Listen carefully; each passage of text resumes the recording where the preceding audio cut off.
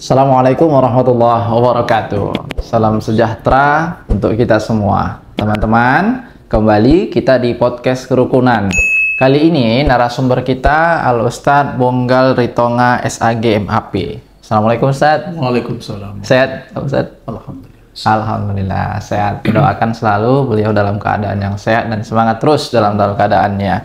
Ustadz, dalam podcast Kerukunan ini, tema kita itu adalah tentang peran tokoh agama di Kota Medan dalam menjaga kerukunan dan kondusivitas. Wah, tahulah kita Ustaz, memang Kota Medan ini belakangan agak sering begal. Wah, itu ngeri kita kalau udah pulang malam-malam naik kereta Ustaz. Ya teman-teman, kalau di Medan kereta itu motor ya. Ini bahasa Medan juga ini. Tambah lagi Kota Medan ini sering juga itu ada besi-besi hilang Ustaz. Besi-besi hilang itu luar biasa itu. Karena kita nggak ngerti lah ya Ustaz ya. Gimana, itulah mungkin yang akan kita bahas seputaran kondusivitas dan harmoni di Kota Medan. Ustaz, menurut Ustaz, sejauh mana peran tokoh agama dalam menjaga kondusivitas dan harmoni di Kota Medan, Ustaz? Ya, terima kasih. Assalamualaikum warahmatullahi wabarakatuh. Selamat siang dan salam sejahtera untuk kita semua. Tentunya dalam rangka menjaga kerukunan dan kekondusifan suasana keamanan ketenteraman masyarakat di Kota Medan tidak terlepas dari peran tokoh agama dan tokoh masyarakat. Karena kita ketahui bahwa tokoh agama dan tokoh masyarakat ini akan bagian dari panutan, bagian dari tauladan yang menjadi inspirasi dan sumber moralitas di tengah-tengah masyarakat.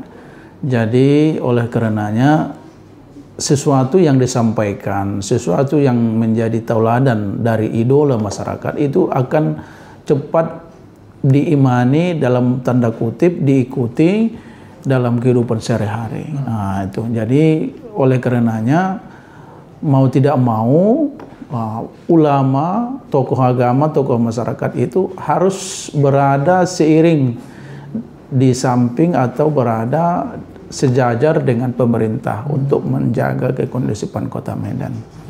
Nah, jadi oleh karenanya itu perannya sangat dibutuhkan lah untuk menjaga kekondusifan Kota Medan. Ya, apalagi memang jamaah-jamaah ini dia lebih suka cerita ke ustadznya, Ustadz, daripada langsung ke pemerintah misalnya dengan masalah yang mereka hadapi gitu kan.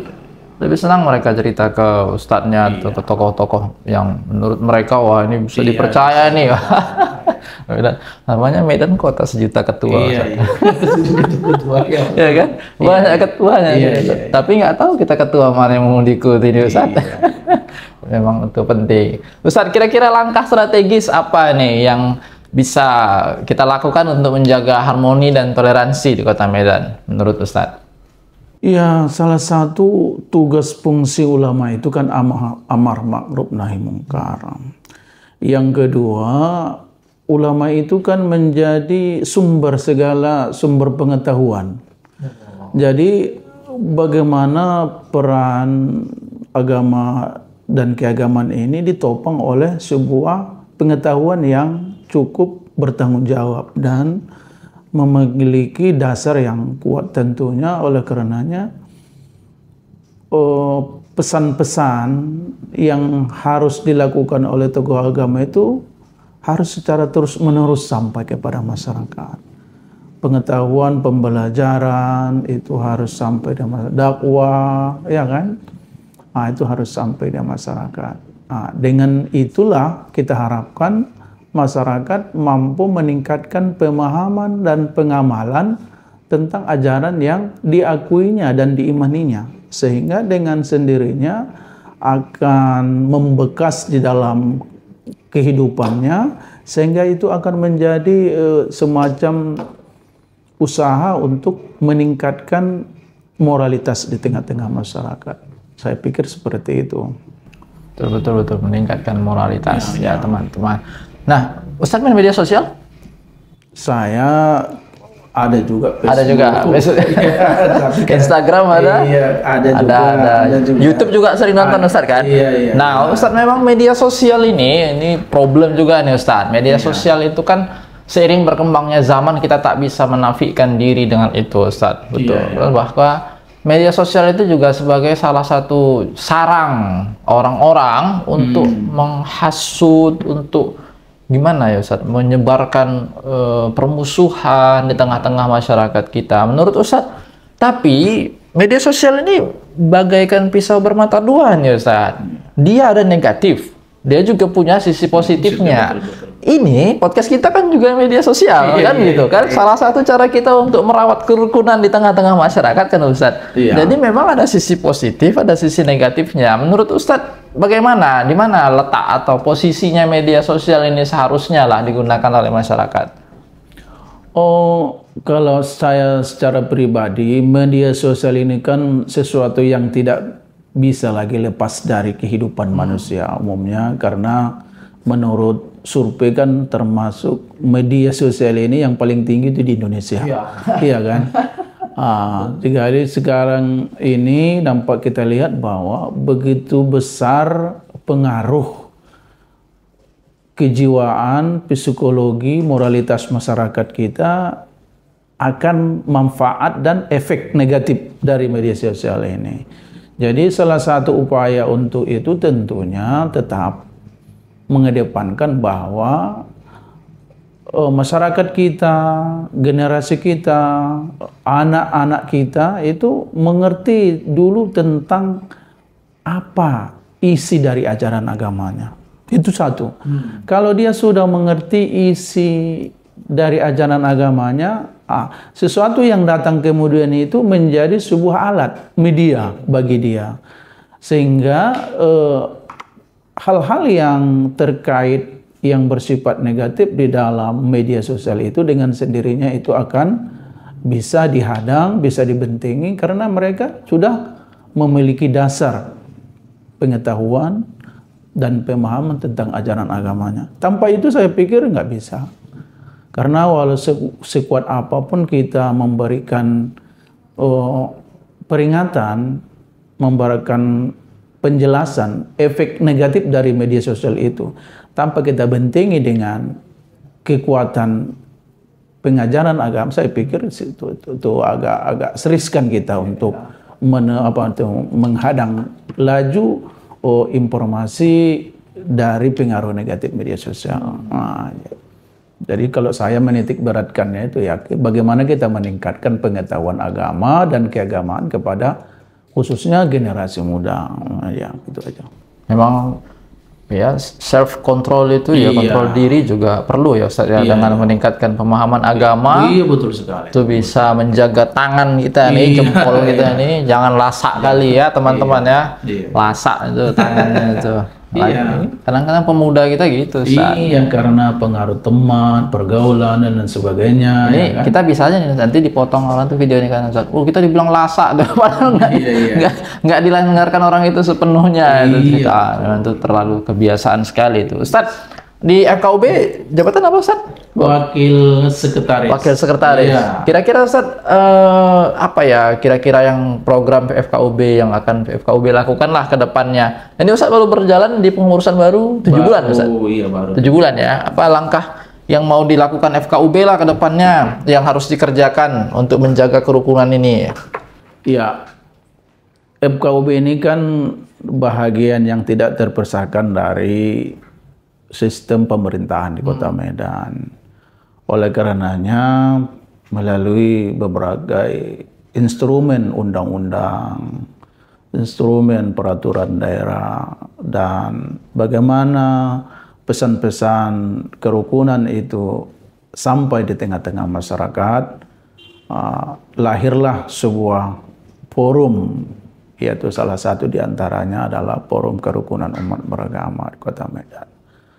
Salah satu upaya yang mesti dilakukan oleh FKUB Kota Medan tentunya sejalan dengan visi misi dari pemerintah itu sendiri.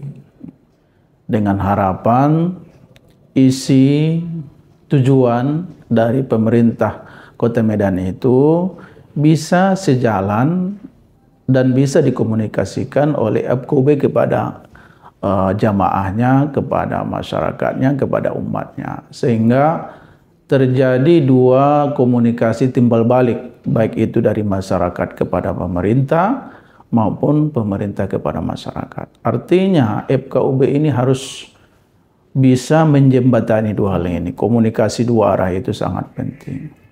Baru yang kedua tentunya FKUB ini sejalan dengan visi misi kepengurusan yang baru, tentunya kita ya mendukunglah program yang dilaksanakan oleh ketua kita, pengurus hari ini sesuai dengan kesepakatan waktu kita raker kemarin. Kalau saya melihat bahwa pertama sekali itu kita di dalam dulu rukun.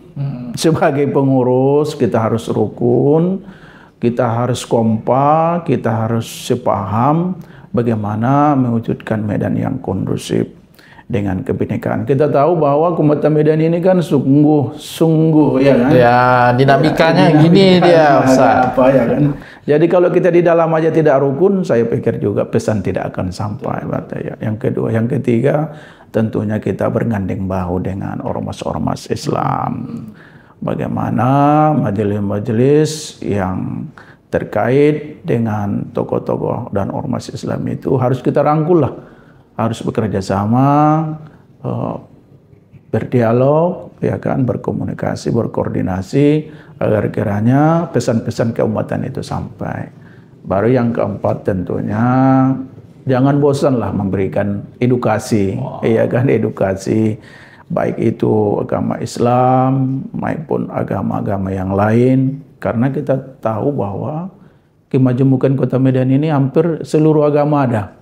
Iya, kan? betul. Seluruh agama, seluruh etnis juga ada. Macam miniatur Indonesia juga kita ini, Ustaz. Jadi betul-betul Kota Medan itu harus menjadi sebuah ikon kerukunan.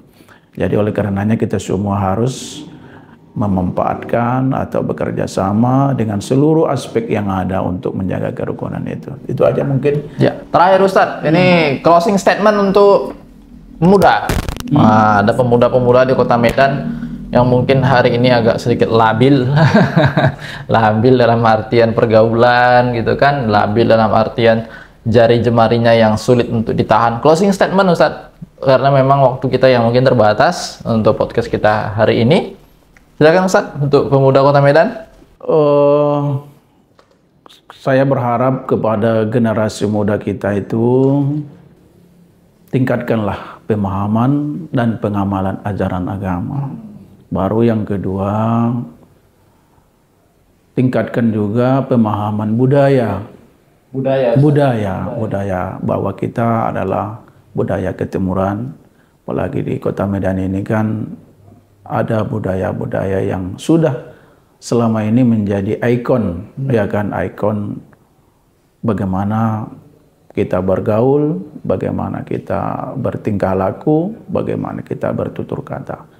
Jadi pemahaman budaya. Baru yang ketiga tentunya generasi muda kami itu harus mampu membentengi diri dengan tetap berpikir positif. Nah, itu aja mungkin yang bisa saya sampaikan untuk generasi muda kita. Mudah-mudahan apa yang disampaikan bisa kita amalkan dan kita terapkan ya di depan sehari-hari. Terima kasih kita ucapkan kepada Ustadz Monggo Ritongai SAGMAP. Kita doakan beliau sehat-sehat selalu. Teman-teman kalau jumpa dengan beliau, tegur beliau. Ya, beliau orang yang sangat ramah, murah senyum, dan sangat friendly lah untuk kita ajak bercerita dan sharing-sharing tentang masalah gitu. Ustaz, kita salam kerukunan. Salam kerukunan. Rukun. Assalamualaikum warahmatullahi wabarakatuh. Salam sejahtera untuk kita semua.